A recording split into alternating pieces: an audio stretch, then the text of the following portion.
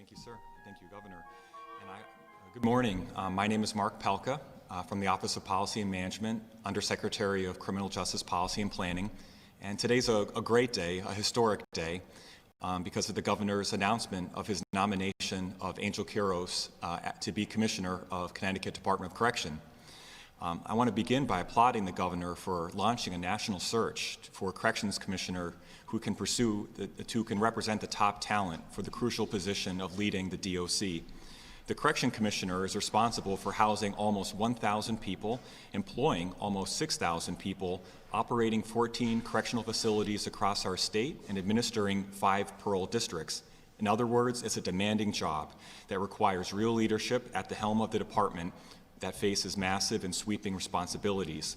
The national search stretched across the country, but ultimately led back to home, to Connecticut, to Angel Quiros. Kiros, who currently serves as interim commissioner, has a sort of credentials that would make him a coveted selection for any state across the country. But we are fortunate that he grew up here in Hartford, about 1 mile here from the Capitol on Park Street, and dedicated his service to the people of our state. There are 3 qualities that Commissioner Kiros possesses that I would like to emphasize. He has 31 years of correction experience, beginning with a correction officer at the Hartford Correctional Center in 1989. And from there, he worked his way up the ranks: lieutenant, captain, unit manager, major, deputy warden, district administrator, deputy commissioner, and interim commissioner. He did the hard work to earn this progression through the department. Correction professionals who do the hard work inside our facilities every day, including working through the pandemic, should feel assured that there is someone leading the department that has their best interests and needs at heart. You need the 31 years of experience to really generate that knowledge of corrections in your bones, which is what he has. This experience has given him a command of correction operations that's unmatched. And by correction operations, I mean intake and management and transition of inmates, patrol, operations, inmate services and counseling, emergency preparedness, and plenty more. And when he's tested on the job, Kiros makes the tough but the right decisions, consistently acting to protect the safety and security inside of our correctional facilities and the people who are housed there or who work there, as well as the public on the outside. Third, Kiros is a man of unqualified integrity. I've always been struck by how Kiros knows the daily count of people under DOC custody on any given day. More importantly, he knows that each of those numbers represents a human being with a family, friends, and other loved ones back home who are worried, concerned, and wondering about their well-being. And they count on the department to do its best job every day to protect the safety and security of the individuals under its custody. Connecticut is deservedly recognized across the country for the progressive, data-driven correction reforms it's achieved. The implementation of data-driven criminal justice policy and practice, after all, is something that brings together Republicans and Democrats from across the spectrum. And in July, Connecticut reached a milestone that few, if any, states had reached. Since February 2008, our correction population has fallen by half.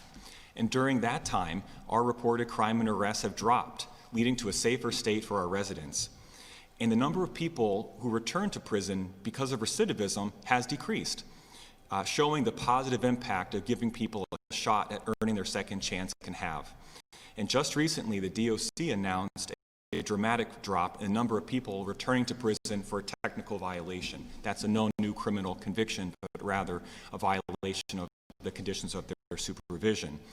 So Connecticut has demonstrated to people in our state and people around the country on the path to cutting crime, safely reducing the number of people incarcerated, and reducing recidivism.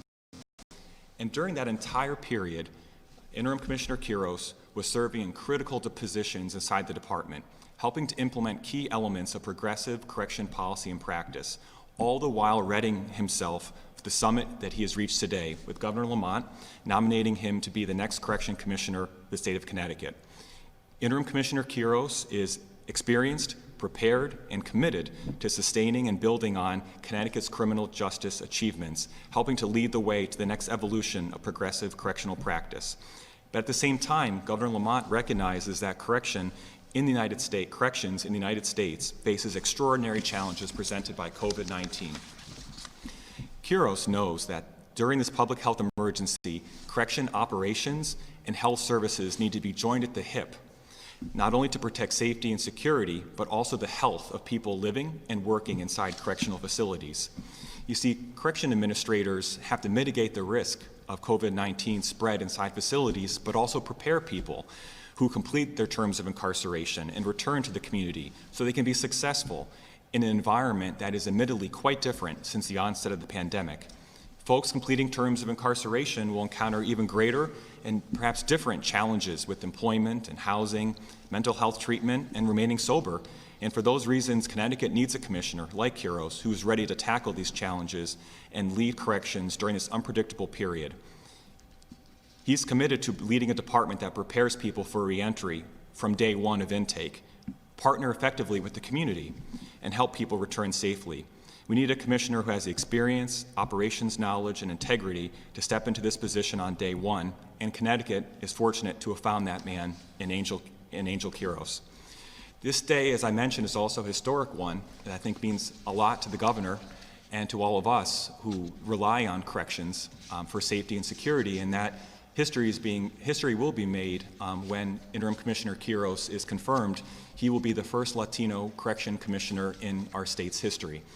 And as many know, Latino people are disproportionately represented inside our correctional facilities compared to our resident population. And so I am filled with hope when I imagine the impact that having a man not only of Angel Quiros' stature, but also his heritage will have in inspiring people that he works with and people he visits inside the facilities. And I'd like to turn now to Governor Lamont, who throughout this process has not only been given a chance to get to know the interim commissioner even better as a professional, but the governor's got to know him as a man. And thank you, Governor, for the chance to deliver some brief remarks at the stop, and I'd like to turn to you, sir. Thank you. Yeah, those are the same brief remarks you sent me to, and you nailed them really well. Look, Angel, we're here with Josh Jabal, by the way, who led this search. And I think you maybe know I'm the guy that always likes to shake things up around here, try and bring in the best and the brightest from outside, see what we can learn from other states, see how we can get better. We brought in Rollin Cook a couple years ago from Utah, and he had to return back due to some family reasons. But he did say one thing. He said, you're in good hands with Angel Quiros. And he said, this is a state that you should feel very confident about what we're doing with corrections. So like it was with Vanessa Durantes and a couple of other folks we've gotten key commissioner jobs, we look all over the country and find the very best person is right here, who's been serving this state and active in corrections, starting as a corrections officer 31 years ago. And man, you have seen a lot. I mean, we've gone through lock them up and throw away the key back 25 years ago, and that didn't work. We've been working hard on, criminal justice reform, and as Mark pointed out, here we are 10 years in, our inmate population 50% less than it was before, and crime still at an historic low. I think Mark told me it's at a 51-year low, from bad crimes to not so bad crimes. And I know what you're watching on cable TV, and I know Kenosha, and I know Portland, and I take nothing for granted. These things can flare up. But I think Connecticut has gotten it right, and has gotten it right in part thanks to you and the good work you've done in corrections, making sure that corrections is corrections. And it's all about giving people a second opportunity. It's about keeping us safe and giving people a second chance when they deserve it. And you've been at the forefront of that. I know Roland was beleaguered at the end, and the ACLU and COVID and union. You guys did an extraordinary job throughout this COVID crisis. It's just worth mentioning, and Josh reminded me that very early on, we set up a separate correctional facility for anybody infected with COVID. Smart thing to do. We've had a much lower rate of infections in our prison system than just about anywhere else in the state. Josh has led systematic testing in the correctional facilities. It started out at maybe 8%, I think is now down to 1%, so it's reflective of our broader community. And that's in part the respect we show for folks trying to get back on their feet. And he told me something really interesting that struck with me when we talked again the other day. He said, you said you can go to a Safeway, and maybe not everybody is wearing the mask, but they should be. But our correctional facilities, all the folks, corrections officer and inmates, are all wearing the mask. A sign of respect for themselves, a sign of respect for others, folks you don't necessarily think are all about following the rules or following those rules. And I think that says a lot about the dignity and respect you're showing people who are in our correctional facilities. And I think it's working, and you look at the broader community and you see a state that's relatively at peace, showing respect, leading with our police officers on the front lines to make sure that our streets are safe, and they're safe because of good work you've been doing at corrections for a long time. I'm really pleased to say you're our next commissioner. Thank you, Governor. You got it. Good morning. Thank you, Governor Lamont. I'm truly grateful and blessed for the trust and confidence you have placed within me. And thank you to Undersecretary Mark Pelka for the kind words. Early on to my appointment as Deputy Commissioner, you stood out as someone who will likely become a valuable partner for DOC. And here we are. You've proven that and much more. Governor, I want to assure you that I plan not only to meet but to exceed your expectations that you have for the Commissioner of the largest state agency, the Department of Correction. My commitment is not only to you, my commitment is to the people of the great state of Connecticut that I serve. I don't take this responsibility lightly. I have to admit, I felt a little bit sentimental last week or so. In fact, when I was summoned to your office at the governor's office this week, part of the second round interview process, I would normally take the quick commute from Weathersfield and take the highway and head to the Capitol, to your office. I find myself taking an alternate route, one that might call this a trip back to memory lane. I drove down through the city of Hartford, past the old high school, Buckley High School on Weathersfield Avenue, that I walked every day from Park Street. Then I took a left onto Park Street through the old neighborhood that I grew up. In addition to the childhood memories that came flooding back, it reinforced the obligation and the responsibility you have given me. A large portion of the incarcerated population originate from big cities, Hartford, New Haven, Bridgeport, and now I have been given the amazing opportunity to have a positive impact on these communities and the offenders returning back into our society. My ride through the city had me thinking about individuals that contribute to my success along the way. I am blessed to have countless mentors over the years that have helped to shape who I am today. In addition, I cannot overstate the amazing team of men and women that make up the Connecticut Department of Correction. Their passion to keep communities safe, to help others, contribute to my inspiration. Recently, during the COVID-19 pandemic, when the word hero was mentioned in the media outlets, many referred to first responders, nurses, grocery stores, essential workers, and they are true heroes. I'm here to tell you that our correctional staff members are definitely heroes, as they walk the toughest beat of any law enforcement agency. And most importantly, I am forever grateful to my family, my wife, my son, who stood by me through it all. This career is very challenging. Often late nights, holidays spent away from the family on the job. They have lived through the true definition of sacrifice, and I love them for that. In closing, I will leave you with this. Connecticut has been long known as a national leader in criminal justice reform. I vow to continue us on that path by operating safe facilities while offering meaningful programming aimed at giving individuals a tool they need to be successful. No one deserves to be defined by their biggest mistake or their worst decision. Incarceration is the penalty. Our job is to prepare people for a fresh start.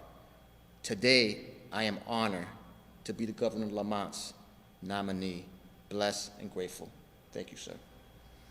Giving people a fresh start, and it's working. All right, Rob, are there any questions? Sure, we'll start things off with Hearst, Connecticut Media. Reminder to mute your phones until you're called on. Thanks, Rob. Hi, Commissioner. Could I get a couple of basic pieces of information like your age and what kind of heritage you have? I didn't hear the question. How old are you and heritage? So I was born in 1968, so I'm 52 years old, and I'm Puerto Rican, Hispanic, born here in Hartford, Connecticut. raised in Miami, Florida, and then at the age of 13, returned back to Hartford and grew up on Park Street on my teenage years in Hartford. Thanks. And looking at the COVID protocol now, do you see the need for any changes? I would tell you that back in March of 2020, when COVID first started, that the basic framework for handling a pandemic was there, but the unknown with COVID, with the disease, now, as I prepare the agency for the second surge in the fall, the agency is better prepared as far as the PPE inventory, the separation of asymptomatic offenders, symptomatic offenders, the separation of the offenders that are refusing to take the test. So there's a lot that's changed. The fact that early on during the pandemic, showers were not allowed, and now we're showering individuals that are symptomatic or asymptomatic. So we've learned a lot. There's a lot of data that we have in the department of mistakes that were made that led us to be better prepared for the fall. And I would tell you this, I would add this, that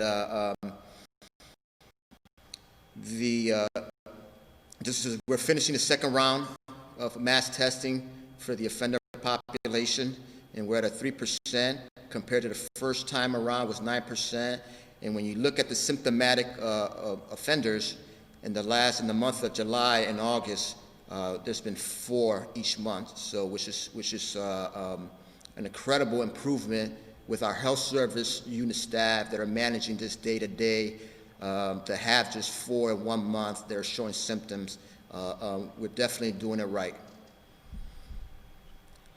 Thanks. And Governor, along those lines, the Connecticut State Police Union released a vote of no confidence in you yesterday.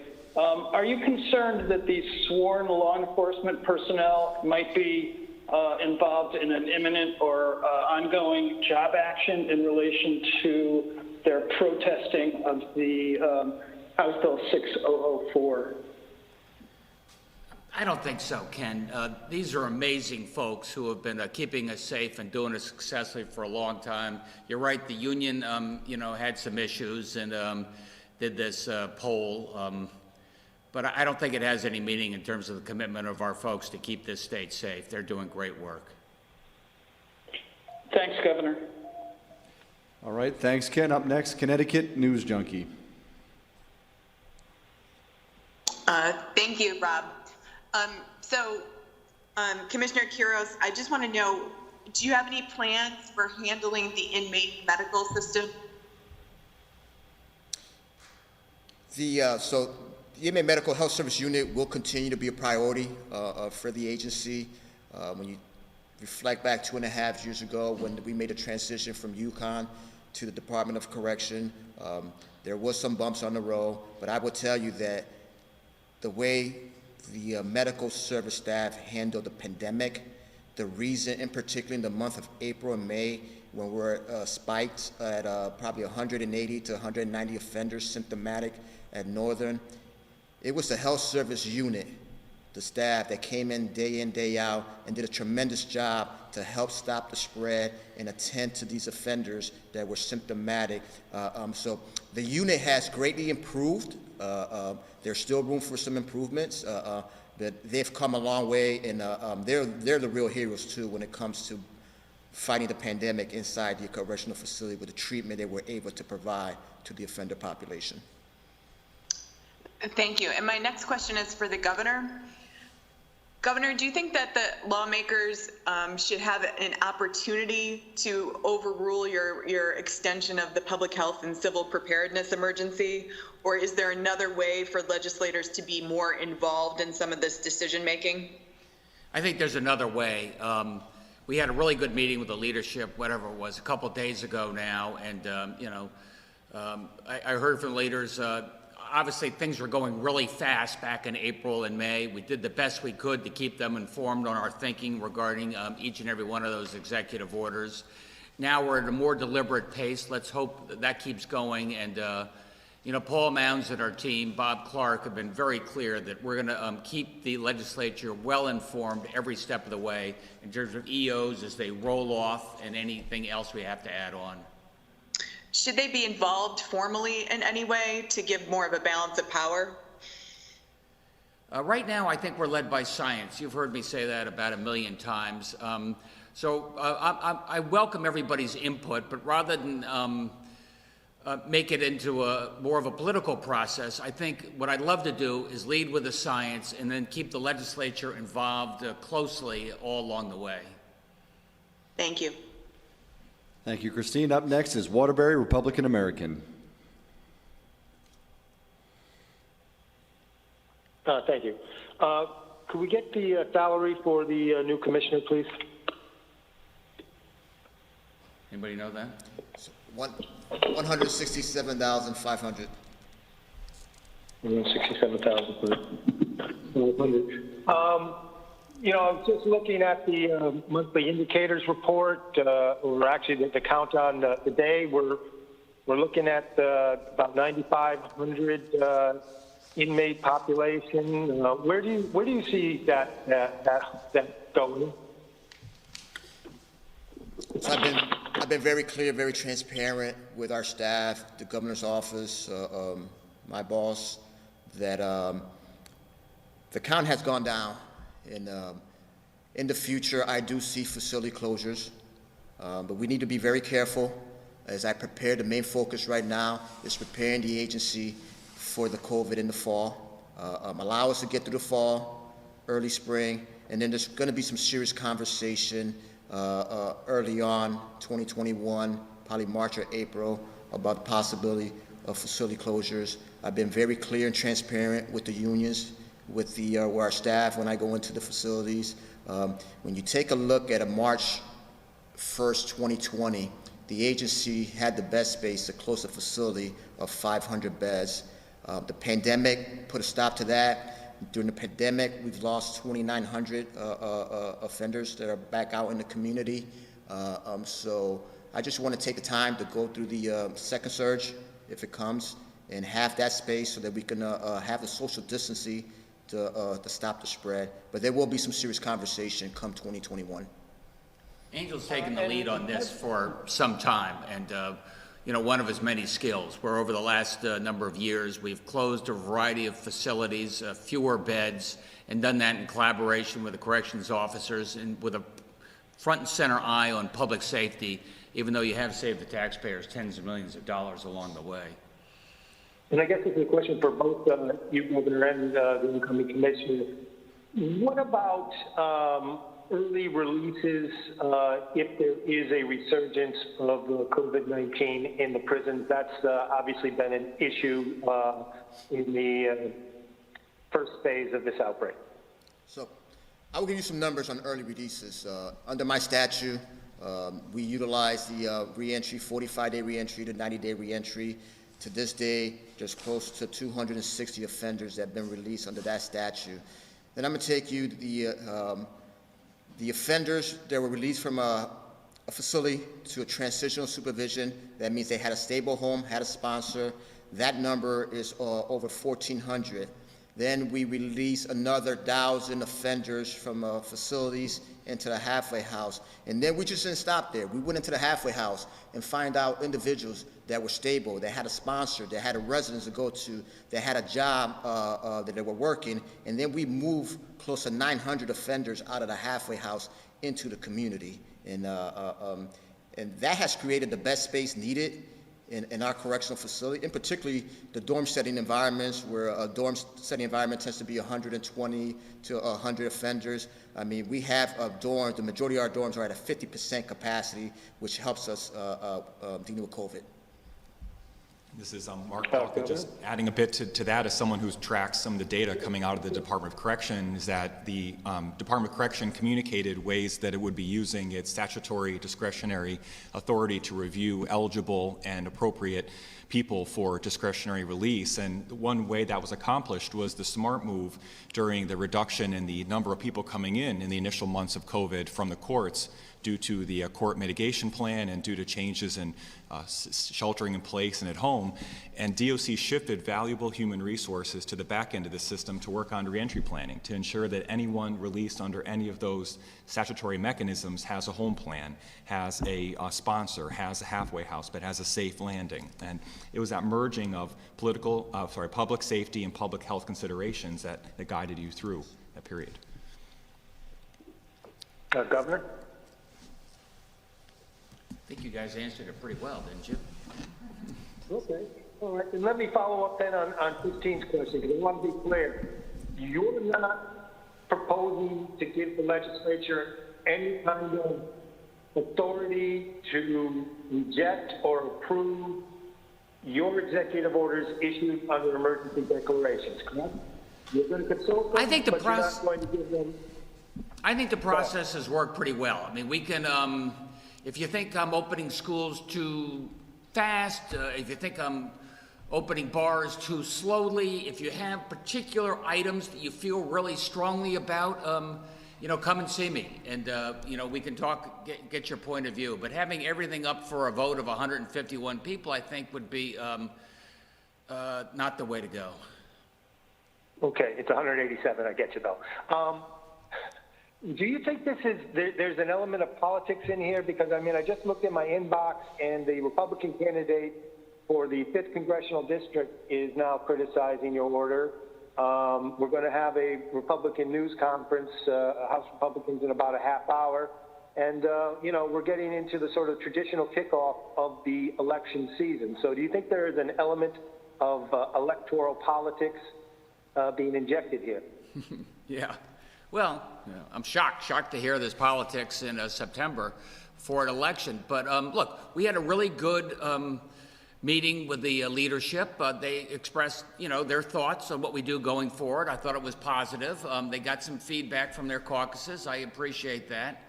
But I think it's really important. Look, I think broadly speaking, we've managed this relatively well compared to a lot of our peers. And I welcome the legislature to have a particular point of view. I step in. I've heard from some of the Democrats. They think, hey, slow down.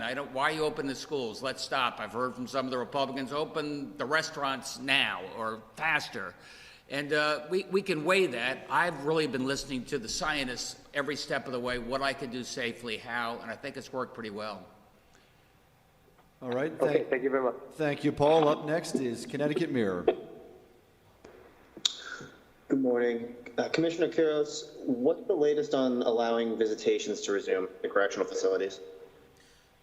So that's a huge concern for me, because as a commissioner, I know the importance of having those ties, those social visits with the loved ones.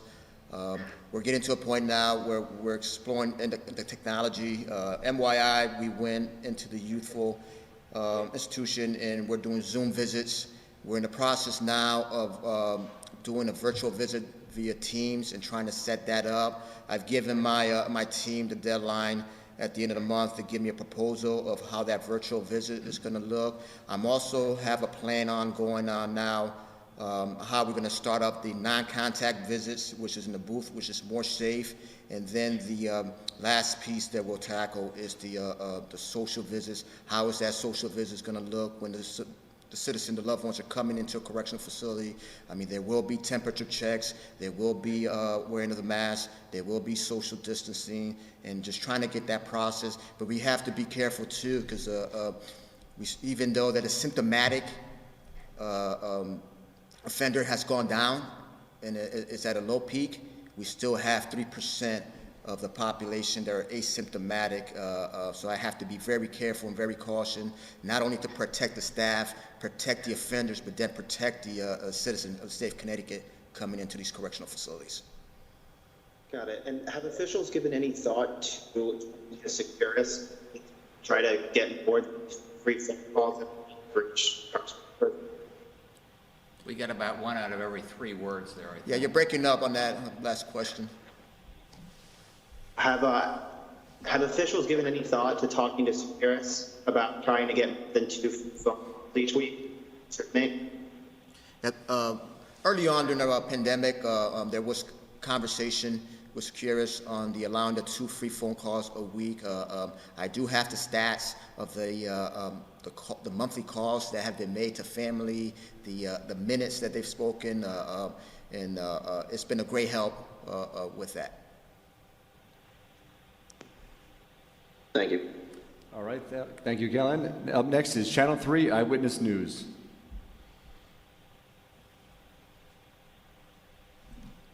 All right, moving on to Fox 61.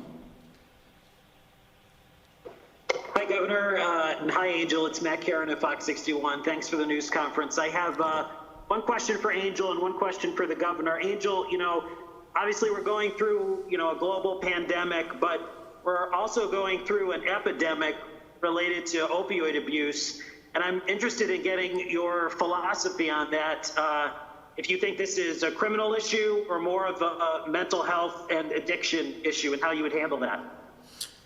So many may not know, we currently have facilities online with the medical assistant program, MAT, that we call. In our line item budget for F21, we have like $6 million to address the substance abuse. We're currently in conversation and finalizing, expanding into 4 other correctional facilities. So by next month, we'll be in 8 correctional facilities that we're providing methadone treatment to offenders that come in with a substance abuse and getting them ready before they go back into the communities and putting them on methadone. So 10 out of the 14 facilities will have that program, and we're looking down the road on how we bring those other 4 facilities online with the addressing the substance abuse. This is Mark Pelka jumping in real quick just to add that I had the pleasure of joining a meeting the Interim Commissioner Kiros invited me to yesterday with his addiction staff, and we discussed the work being done inside the Department of Correction to implement the funding that Governor Lamont included in his first biennial budget to expand medication for opioid use disorder treatment among people within the Department of Correction. For many years, DOC had a program and utilized some federal dollars and used funds they could pull together, but the investment that Governor Lamont made is going to save lives.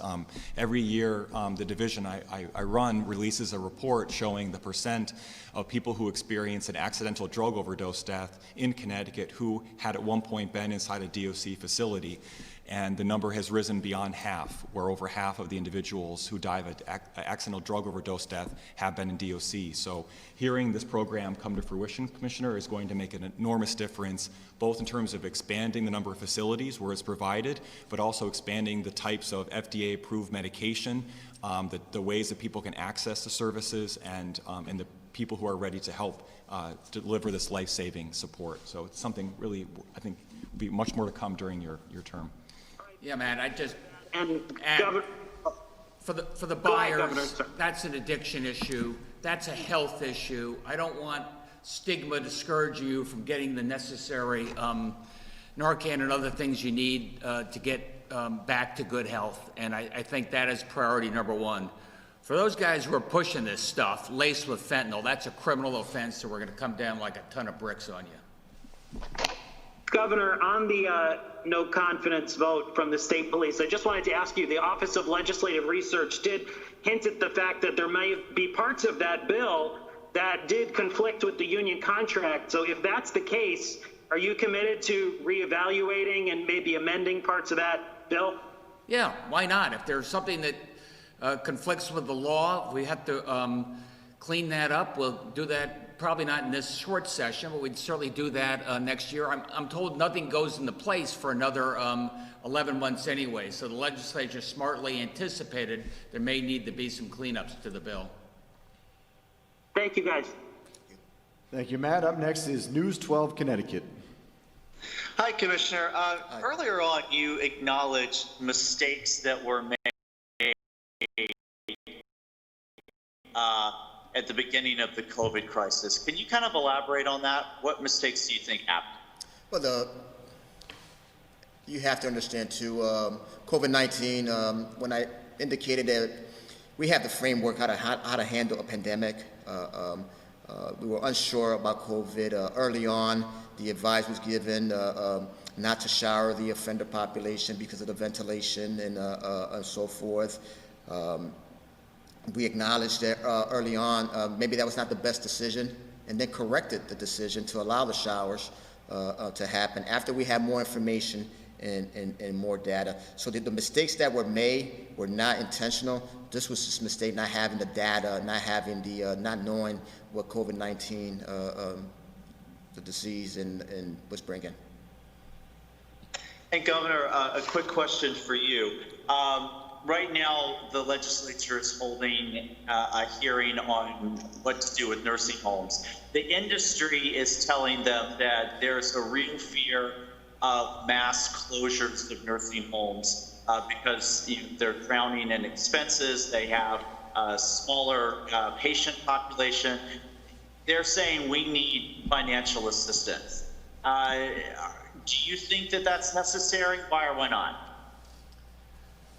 Well, let's face it, occupancy is down by, better than 25% due to some lousy reasons. And there is a thought about what will nursing homes look like in the future. Will they perhaps be more for acute care patients? And if you don't necessarily have to be in a nursing home, if we can find accommodations that allow you to stay at home with a home health aide, maybe that will be part of the solution.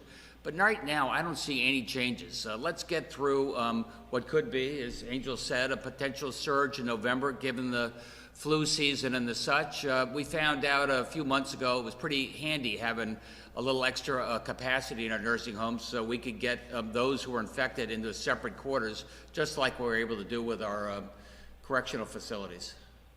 So, Governor, I want to clarify that, though. When you say no changes, do you mean no additional funding from the state or what?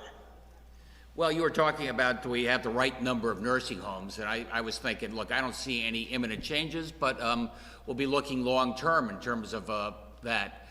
In terms of additional funding, that hasn't come to my desk as yet, but you probably know that during the height of the pandemic, we did give significant additional funding to the nursing homes. We wanted to make sure a lot of that went to the frontline workers, those nurses who every day showed up and did what they had to do to take care of the patients they loved. So we did make a big adjustment there. I mean, is there some concern that, you have these big for-profit companies, that run a lot of these facilities, suddenly crying poverty now? Yeah, I mean, look, my door is pretty busy. The hospitals, the nursing homes, the not-for-profits, landlords. I mean, everybody is looking for a little help during this crisis. Just because our COVID-related numbers are really good doesn't mean any of us are out of the economic woods. Connecticut, as you probably saw in the press, we're doing relatively better than most of our peers. That does not mean that we are doing well. So, look, I've got my COVID relief fund. I've been working with Melissa McCall on that in terms of how we can make sure that that goes to places most in need where it can make the biggest difference. As you know, for us, schools and testing were the two biggest priorities. All right, thanks, Governor. I think it's also just worth pointing out as well, Matt, that as the governor said, at the height of the pandemic, back in March, April, May, June, we did provide significant additional financial support to the homes. But even today, we continue to pay through our CRF dollars for the mass testing program that we're executing in nursing homes and assisted living facilities.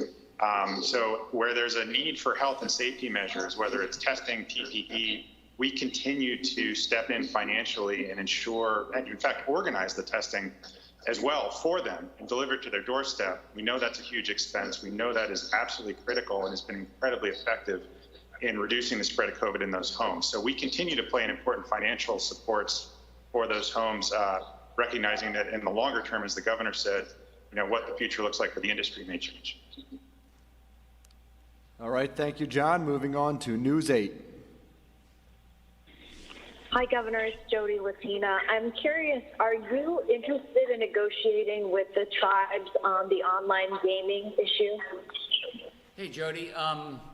Yeah, of course. We've been talking to the tribes on and off on this going back probably 5 years. And online gaming is following what everything else in our economy is moving online as well. And I think it's a part of our future. You know, as you know, we get tripped up on, do I have an exclusive right to do this, or can others at least be able to participate in the RFP process? And, but yeah, my door is open and it's something we should address. Are you close to making some sort of meeting with all entities to get something hammered out? I'm not sure about that. We've got a, new chairman of the lottery, and he's helping to take the lead in these discussions. Look, it's gone on for years and years, and there seems to be a slight difference of opinion about how broad the exclusivity is for just the tribes, but I think it's something we ought to be able to negotiate. Thank you. All right, thank you, Jody. Moving on to NBC Connecticut.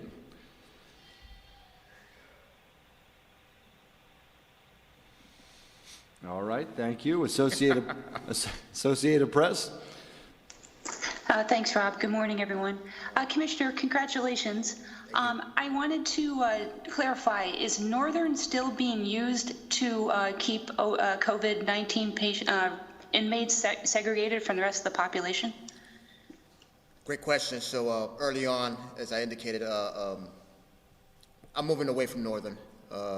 Northern, as you know, has been a restrictive status facility, and based on the data that we found, offenders that were symptomatic at the time were hiding the systems in order to avoid going to Northern. So I've made a decision that we're going away from Northern. We've identified the facility that that we're going to be housing them, so then I don't have that fear in the inmate population that if we get to a point where the symptomatic offenders peak, that these individuals are coming forward, not having the fear that they're going to go to Northern and go into a different facility. Will this alternate facility, can you name that one, and is it a lower level facility? It's a level 4 facility. I won't name it because I still haven't informed the warden, so I want to have the ability to inform the warden and their staff before I make it publicly, but it's going to happen soon. Okay. Thank you. And Governor, with no additional relief from Congress, some states are looking at everything from legalizing marijuana to raising taxes to handle budget deficits. Considering that, we're facing about a $2.1 billion deficit in FY 2021, are you looking at anything like that to try to bridge that gap? No. Not right now. I mean, thankfully, we've kept in place our rainy day fund. That means we don't have to pull the trigger like a lot of our other states have on some of these issues. And I'm still hopeful that Congress is going to step up and do the right thing. Thank you very much. Thank you, Sue. Moving on to Hartford Current.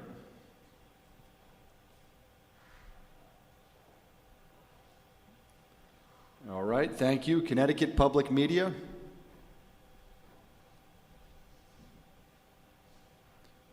All right. WTIC 1080 News. CT and Vivo.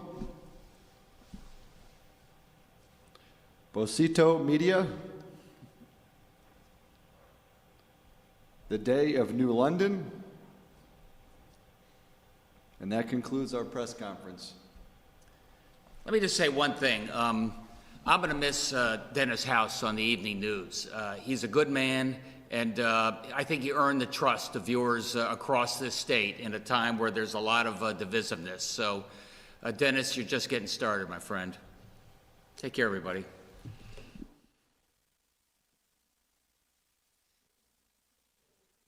Angel, congratulations to you. This is great. You're a superstar.